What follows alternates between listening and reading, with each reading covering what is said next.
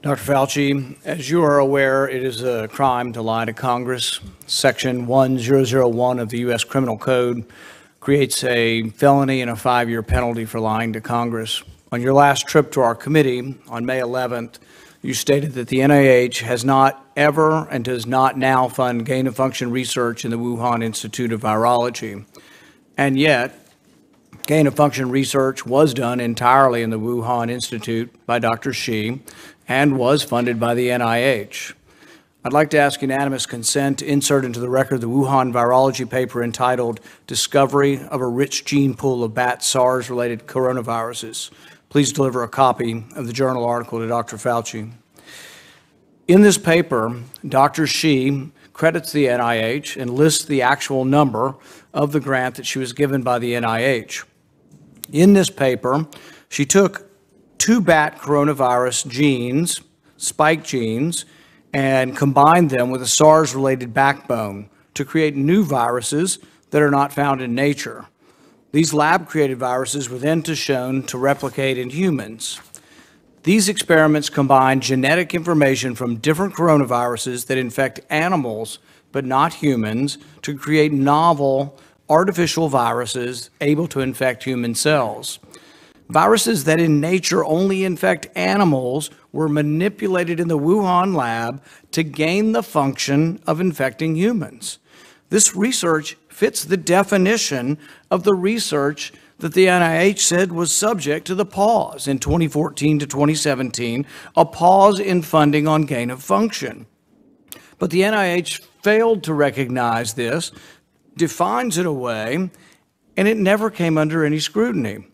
Dr. Richard E. Bright, a molecular biologist from Rutgers, described this research in Wuhan as the Wuhan Lab used NIH funding to construct novel chimeric SARS-related coronaviruses able to infect human cells and laboratory animals.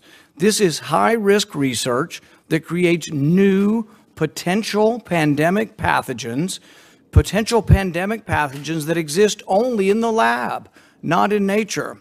This research matches, these are Dr. E. Bright's words, this research matches, indeed epitomizes, the definition of gain-of-function research, done entirely in Wuhan, for which there was supposed to be a federal pause. Dr. Fauci, knowing that it is a crime to lie to Congress, do you wish to retract your statement of May 11th where you claimed that the NIH never funded gain-of-function research in Wuhan?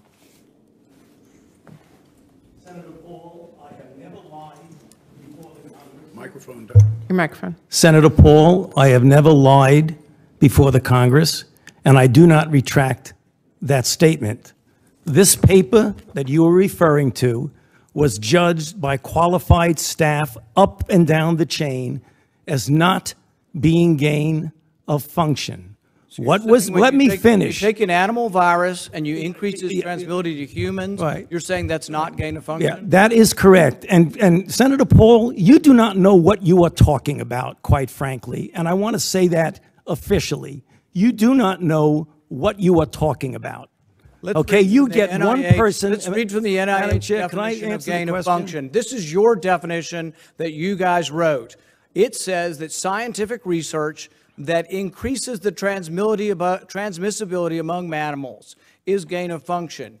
They took animal viruses that only occur in animals and they increased their transmissibility to humans. How you can say that is not gain of function? It is not. It's a dance, and you're dancing around this because you're trying to obscure responsibility for 4 million people dying around the world from a pandemic. And let's let Dr. Fauci. I have to, well, now you're getting into something. If the point that you are making is that the grant that was funded as a sub-award from EcoHealth to Wuhan created SARS-CoV-2. That's where you are getting. Let me finish. We don't know. Well, we don't wait know a minute. If it did come from the lab, but all the evidence is pointing that it came from the lab, and there will be responsibility for those who funded the lab, including yourself. I totally This committee will allow the witness to respond. I totally resent the lie that you are now propagating, Senator, because if you look at the viruses that were used in the experiments,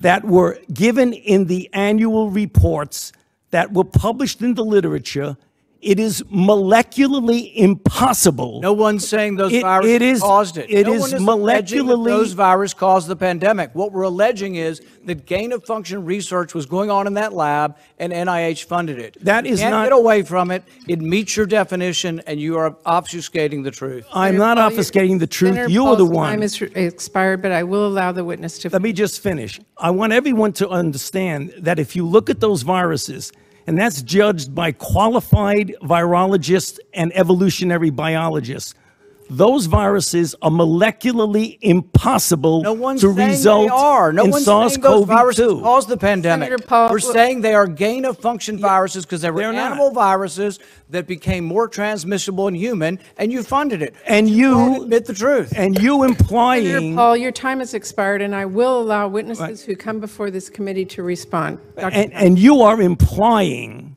that what we did was responsible for the deaths of individual. I totally resent could that. have And been. if anybody And it could is have been. lying here, Senator, it is you. Senator Smith. Thank you, Dr. Fauci. And thanks to all of our panelists for being here today. And thank you, Chair Murray and Ranking Member Burr. I just want to say, Dr. Fauci, is there anything more that you would like to say to counteract these attacks on your integrity that we've all just witnessed?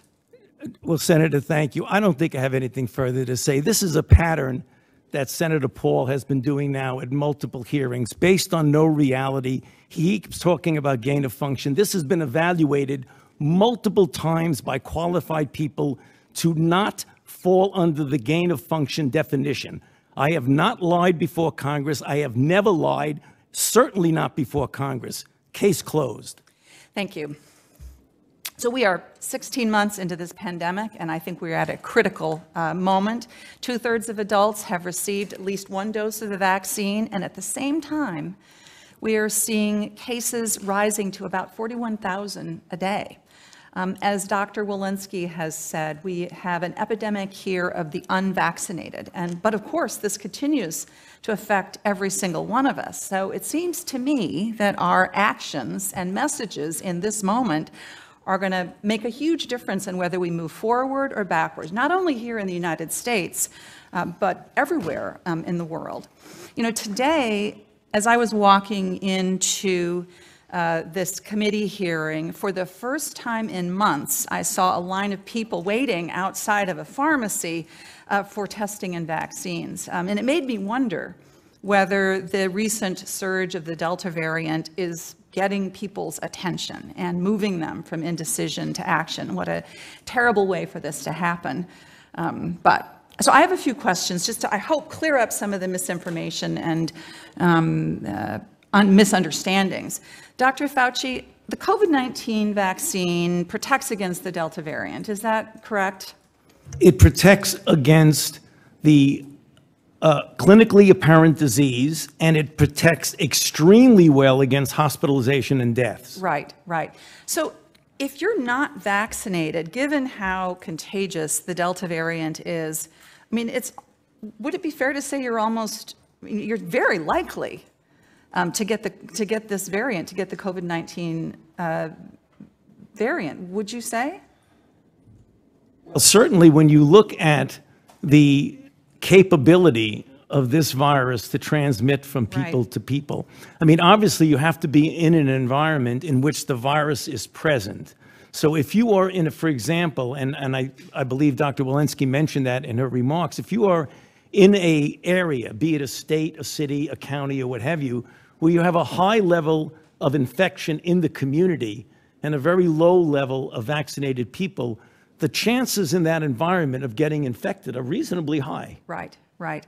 And how do you compare, how do you think about the risks, the side effect risks of the COVID-19 vaccine compared to the risks of not being vaccinated? Because this is, I think, what people are struggling with. Right. It refers to the risk-benefit ratio of getting a vaccination. And every time this has been evaluated, not only with this vaccine, but with so many other vaccines, there is no intervention that is without sometime getting an adverse event. I mean, I don't think I can think of one that hasn't.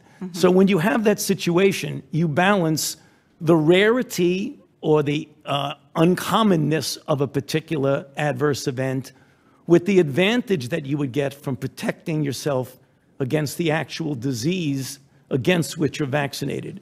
And thus far, whenever this has come up about an adverse event, it's been evaluated, perhaps even a warning has been given, but it's always weighed on the part of saying that the benefit of the protection of the vaccine outweighs the risk of the adverse event. Thank you.